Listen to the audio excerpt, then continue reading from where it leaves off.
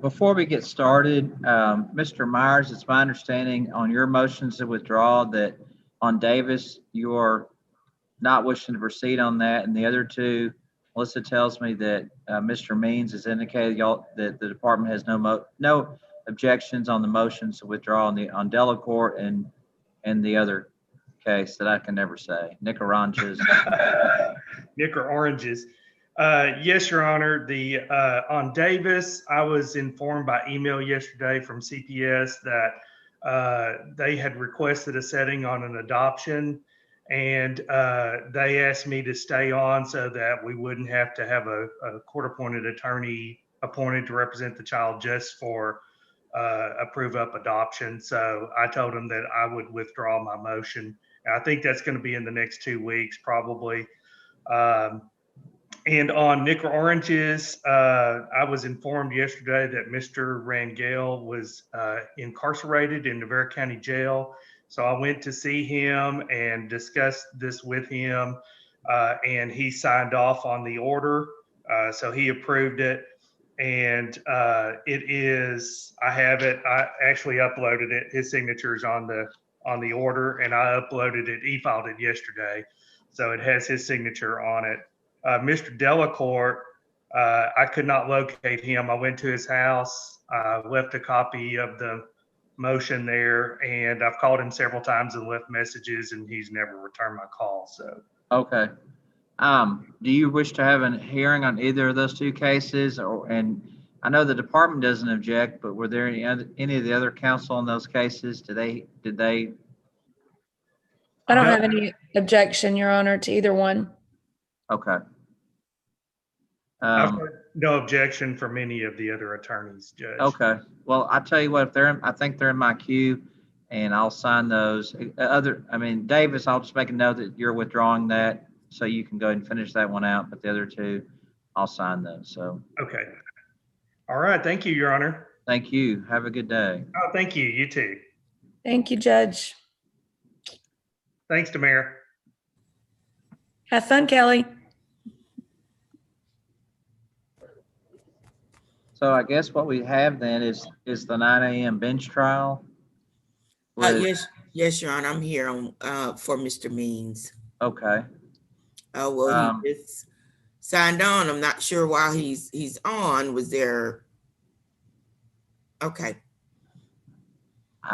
I'm not sure. I thought you were handling everything for him, but. Well, I was handling this case, so I'm just not clear. But okay, we can move forward.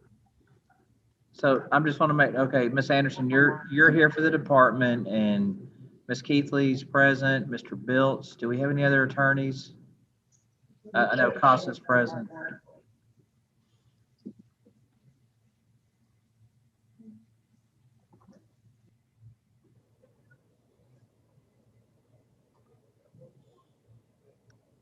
I don't think Miss Keithley looks like she's muted. She may not be right in front of her computer.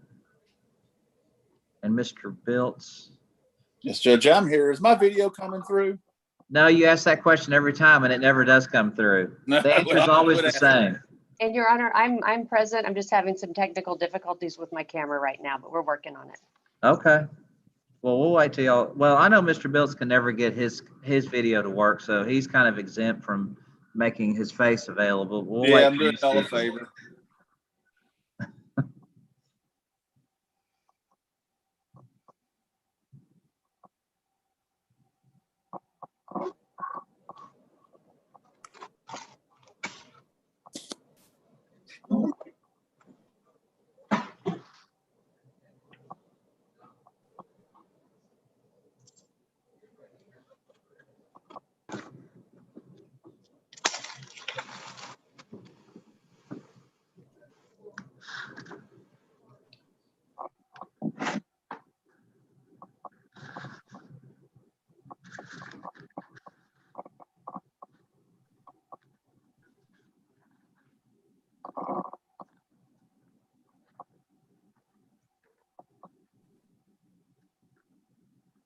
And Your Honor, I guess for my clarification, are we only handling the child that's been on the monitored return? That's a good question. I don't know. Because All my docket sheet shows is bench trial, so. and Your I Honor, guess it is only for one child. Which child? My goodness. is it Emilio Yes. Lopez Marquez? Oh, Chris, is it, oh, it's not Daniel? It's Ruben and Angel? It's actually Ruben and Angel Quiros Elizalde, Okay, gotcha. not okay. AJ. Mr. Means, I can handle it. Thank you. Okay, so the bench trial is on these two children, Reuben and Angel? Yes, Your Honor. Okay, and Ms. Keithley, you're the, Attorney ad litem, Your Honor. okay, thank you.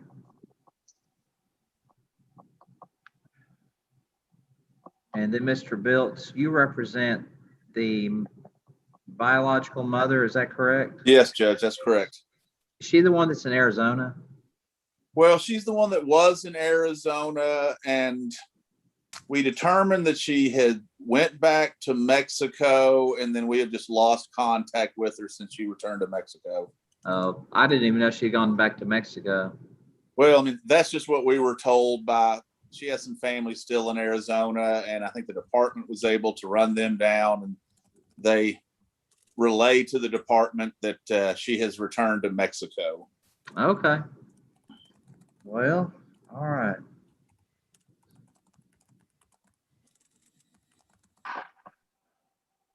This is the case that has a companion case, so that's, okay, yeah. Well, Miss Keithley, we don't need to see you if you're not, I mean, I'm not saying that in a bad way, but if you want to go ahead, we can go ahead and get started unless you just want to be seen. No, sir, let's proceed, and then I probably have to log out and log back on and press some more buttons, but let's just go ahead. Okay. All right. Well, you got your picture up there, so it's almost like you're here. Mr. Biltz again is just a box, so he's an iPad. Okay, this is cause number D19-28195-CV. In the interest of Ruben Rafael Elizalde and Angel Quiros Elizalde children, I have the department present with Regina Anderson present, representing the department. I have CASA present. The attorney ad litem for the two children, Ruben and Angel, is present, Sarah Keithley. And finally, for the mother, I have Daniel Biltz. And as far as names, do we need to have the mother's name called 3 times just out of abundance of caution? Yes, Your Honor. Okay. And the mother's name is Yolanda Elizalde? Yes, Your Honor. The last known address was in Phoenix, Arizona, but now apparently she's in Mexico. We'll have the bailiff scream really, really loud. And I don't, just so the record's clear, there is no one in the waiting room at this time, so.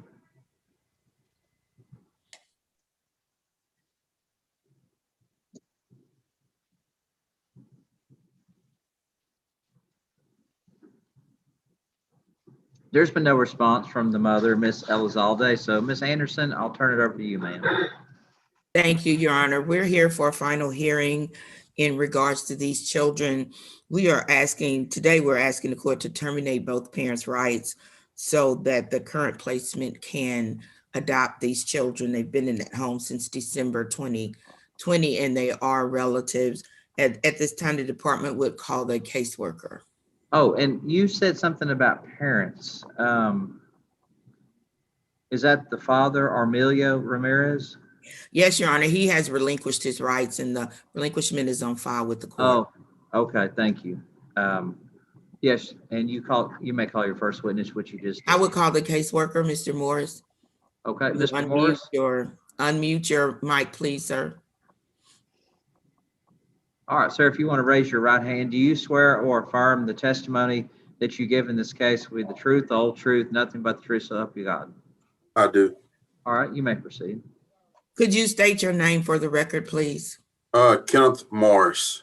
Mr. Morris, are you the caseworker on this case? Yes, I am. And could you tell the court the name of the children?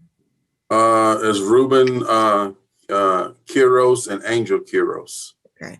And where are the children currently placed? They're placed in Arizona right now. Are they placed with relatives? Yes, ma'am. And have you worked this case from the beginning? Yes. Okay. And as the caseworker on this case, did you prepare a service plan for the mother and the father on this case? Yes, ma'am. And was the department attempting to reunify the children with their parents? Yes. Now, in regards to the father, did the father work his services? Yes, he did. But did he at some point, when you say yes, he did, he completed everything that the department wanted him to complete? Correct. Okay. But did he at some point express to you that he couldn't care for the children? Yes, ma'am. And did he also state that he would want to relinquish his rights so they could be adopted? Yes, ma'am. And did he relinquish his rights? Yes. Did he come to the CPS office to do that? Yes, ma'am. And did he sign relinquishments in English and in Spanish? Yes, he did. And did he have an interpreter with him on that day? Yes, ma'am. And did witnesses also sign that relinquishment? Yes. And was the relinquishment notarized? Yes. And it's been filed with this court? That's correct. Yes. Your Honor, we would ask the court to take judicial notice of the relinquishment of the father that has been on file with this court. The court will do just that and take judicial notice. And Your Honor, I believe the interpreter for dad has signed on. Is that the interpreter, Mr. Morris, Vanessa Hernandez? Yes, ma'am. Is the father expected to be here? Yes. Okay, I don't see him on the screen. Your Honor, I don't know if you need to check the waiting room for the father. Yeah, I've let everybody in. Okay. You know what, just out of an abundance of caution, let me go ahead and get the bailiff to call his name 3 times as well, just so or Emilio Ramirez. Yes.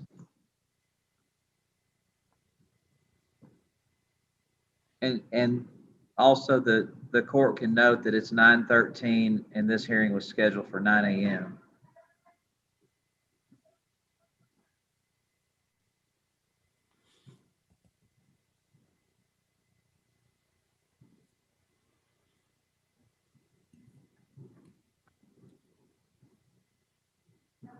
And there's no response from the father. Okay. I don't know if he was expected to be here if he's already signed off, but certainly he was, nothing that kept him from coming, but. Okay. Mr. Morris, the placement in Arizona, are they relatives of the father? Yes, ma'am. Okay. And is that placement meeting all the needs of the children? Yes. Is the long-term goal for them to be able to adopt these children? Correct. Okay. And is the placement going through the PCA program so they can receive resources for the children? Yes, ma'am. Okay. And so they've only had the children since December, is that correct? That's correct. So they would need to have the children at least 6 months prior to being able to adopt, is that correct? That's correct. Okay. Now, in regards to the mother, you also offered the mother services on this case? Yes, ma'am. And did you have regular contact with this mother throughout this case? Not regular contact. Okay. Was it, would you try to reach out to her on a regular basis? Yes, I did. Okay. Now, did she attend the 14-day hearing? Yes. And was she served in this case? Yes, ma'am.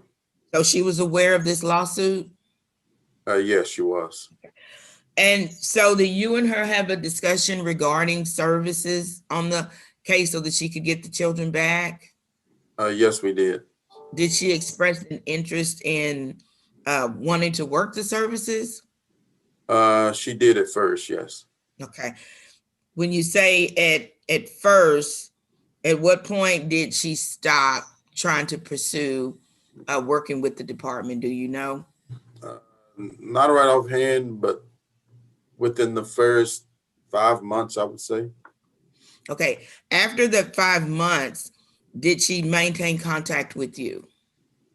Off and on. So would she reach out to you? No. So were you attempting to call her on a regular basis? Yes, I attempted, yes. Were you successful? Sometimes and sometimes no.